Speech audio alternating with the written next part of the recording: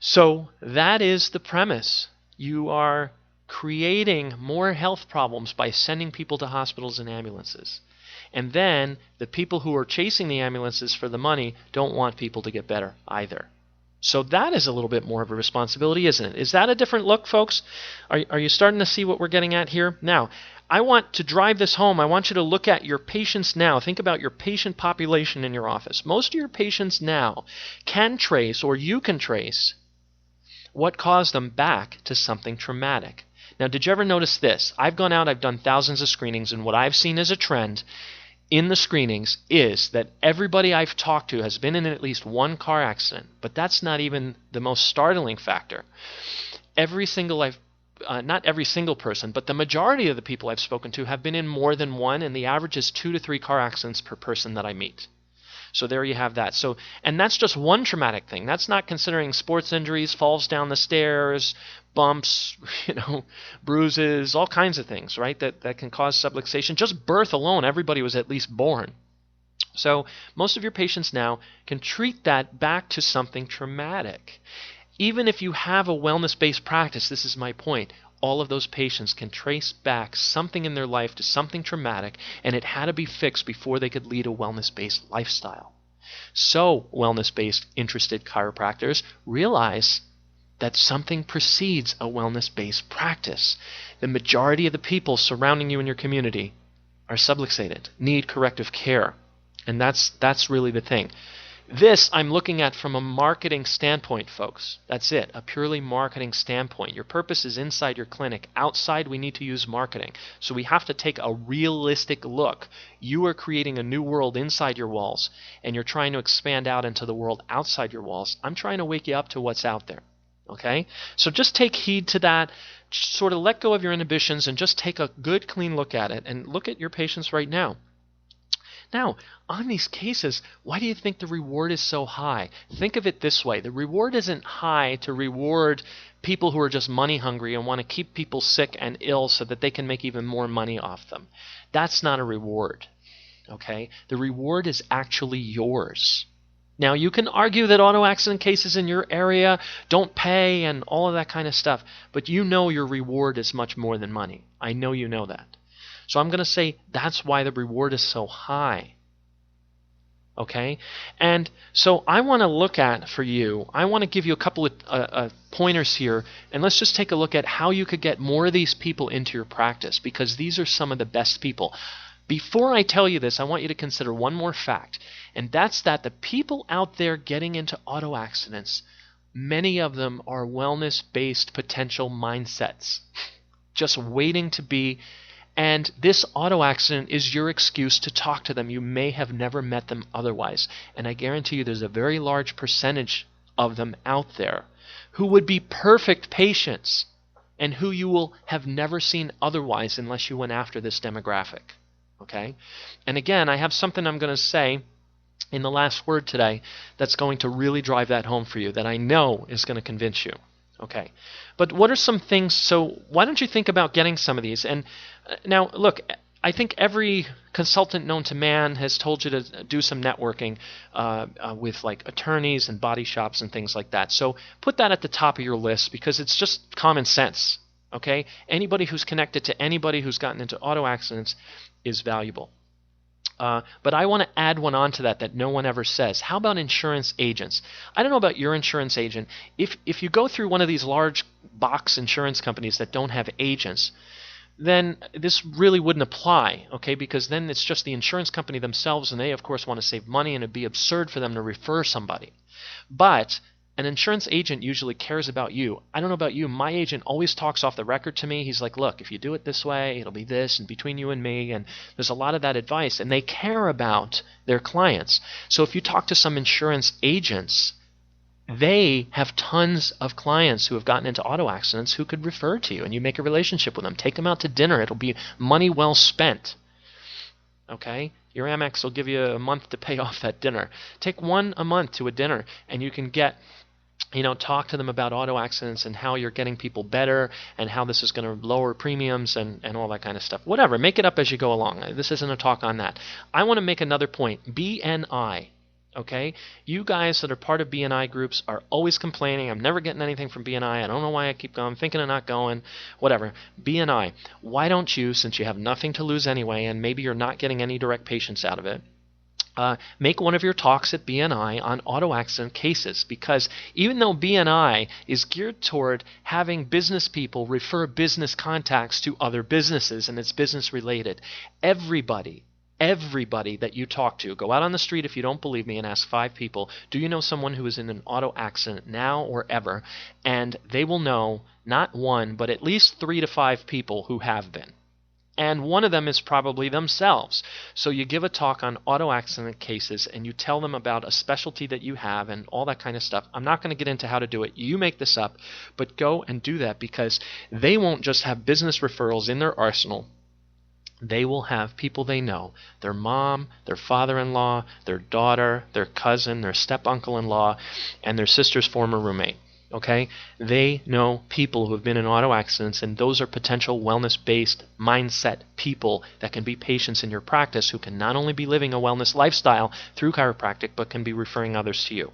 Okay? And that's anything you do. Insurance agents, BNI, come up with ideas, go out there and do some marketing to that demographic. Don't change your whole marketing. Don't become an auto accident practice. I'm not suggesting that. I'm just suggesting concentrate on that demographic in addition to your one patient a day and all your other programs, your screening program, okay, your direct mailing program, whatever it is you're doing. So, how do you make a wellness-based practice? I'm going to tell you the first thing, start ambulance chasing. What? Did he just say create a wellness-based practice through ambulance? Oh, yes, I did. Let me explain. Have you ever noticed that the average person who comes into your clinic required quite a bit of work to get them into that wellness-based mindset? Did you ever notice that? Did you ever also notice that many of them, you lose them and they don't ever get there? You notice that. Did you ever talk to somebody and you're going, this guy just doesn't, I don't understand why he just doesn't get it. And you've told him till you're blue in the face, you've shown him videos, you had him read the brochures, you drew pictures for him, you explained it 9 ways from Sunday, and he's still debating. Or he's just not, okay, well, whatever, and he doesn't do anything about it, right? So there's that. And then the flip side of that coin, have you ever converted someone from oblivion into that wellness lifestyle?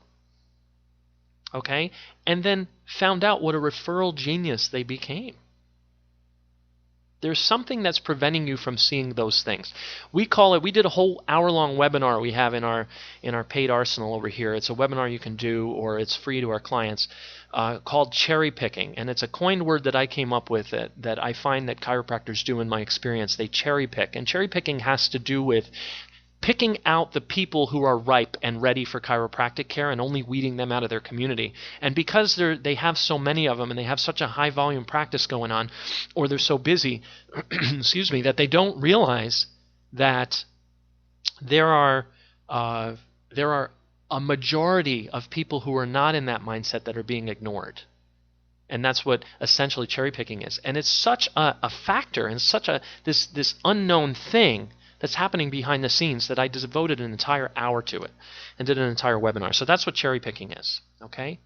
Now, we're coming to the close of this, and I want to do a little recap. So my recap is this. You are not an ambulance chaser, even if you start chasing ambulances. You are responsible for every person. How about this for a new look? For every person who's ever been carted away from an accident in an ambulance or otherwise, okay? The ambulance is just a figure of speech. We've all walked away from car accidents without an ambulance. But every single person who's ever walked away from even the slightest fender bender is in your zone of responsibility, and they belong rightfully to you and to no one else. And you need to claim them. And why is it a wellness-based practice how is this related? The way this is related is to make a wellness-based practice, you have to move the majority of your community members out of the mindset of sick care and medicine, and you have to live with it, and all these things are being bombarded with, and ask your doctor, and all that. You have to convert them, and the way you do that is through patient education in your office. I have a screener's mentality. I've been doing this for years. I've gotten thousands of people into chiropractors, and thousands became patients because of my efforts. That's not the point. The point is what does a screener do? What should a screener do in the ideal? What should your advertising do in the ideal? What should your chiropractic marketing provide you? It's not new patients. You create the new patients in the office. What chiropractic marketing in the ideal should provide for you is arrivals in the office and nothing else. So there are two things. Wellness-based lifestyle happens in the office. Outside the office, anything goes. Anything you can do to get someone to show up in your office is a valid chiropractic marketing technique. And the worse off the person is, the more likely you're going to get them into your practice. Okay? Did you ever try to even argue with somebody who lives a wellness lifestyle? Those people feel like they don't have to do anything, and you're going to spend much more time trying to convince that person to work with you when they don't think they need any help. Why don't you get someone a miracle recovery and get them into the mindset of living a wellness-based life and referring others to do the same, and you'll have an army of people who do that for you. That is a marketer's job. A marketer's job is not to do screenings. It's not to write print ads and write copy or write newsletters or any of that. A marketer's job is to ensure a volume of arrivals, which are leads for the chiropractor to close on treatment plans, and then educate, and then treat successfully and correct. So a chiropractic marketing can talk about relief. They can talk about anything they want, but they got to get them into the practice. And once they're in the practice, they're putty in your hands. And that's how you create a wellness-based practice. You tap into all of the corrective care potential cases that are out there in your community, and you will have even better than what you imagined when you went to chiropractic school. And that's what you'll have. Here's my last word. Who gets the last word? I do, by the way. After all, it's my show. So we're going to have a segment called The Last Word. What should you take away from today's podcast? If anything, I hope to have shifted your view even slightly on these types of cases, whether you accept them in your practice or especially if you don't. Do I want you to become a mill? Yes and no. Not in the traditional sense or the derogatory sense that you've come to assume, no. But I do want you to crank up the volume of these corrective care case people. A mill, to me, just means producing high volumes of something, but who says that something has to be bad? It doesn't. Okay? So that's what I want you to take away from this episode. Now, I promised you a surprise at the end of the episode, and I'm going to tell you right now. I was a no-fault case. And that's where I received my miracle, folks. Okay? And look what I've done. I'm creating a grassroots effort with chiropractors now. Just this free podcast alone. Not to mention nearly 20 years of getting thousands of people in to see chiropractors. That's one auto accident case. Multiply that times the number of auto accidents that are in your community, and you've got the job done, guys. Okay? That's the surprise. I was a no-fault case, and that's what I want to leave you with today. Our next episode you're absolutely going to love because it goes right along with this. How can you create an army of people? You have to first start by knowing what qualities to look for and how to hire a chiropractic marketing assistant, a CMA as I call them. Okay? That's what we're going to talk about. Like us on Facebook, facebook.com/willworkforpatients. Like us on social media. I want you to share us. I want you to subscribe. Go to the iTunes store and search us. You can now download and subscribe to us. You can follow the RSS feed. Go to Spreaker.com. You can download the Spreaker app for Android and iPhone, and you can listen in there. Subscribe, listen, play these over and over. Listen in your car. Listen while you're exercising. Listen while you're writing notes, while you're eating lunch, whatever. While you're taking a shower in the morning. Listen, listen, listen. Please write in frank.screenings@live.com. We want to hear from you. We want some feedback on the episodes. And, look, we've come to the end of another successful episode, okay? So I want to thank you for attending. We really enjoyed having you here.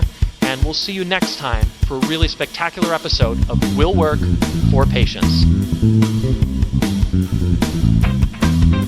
Be sure to subscribe and share. Will Work for Patients has been brought to you courtesy of Screening Experts, bringing unscripted simplicity to chiropractic marketing complexity. Today's episode, copyright Screening Experts LLC, musical score composed and arranged by Frank Sardella ASCAP. For more information, visit screeningexperts.com.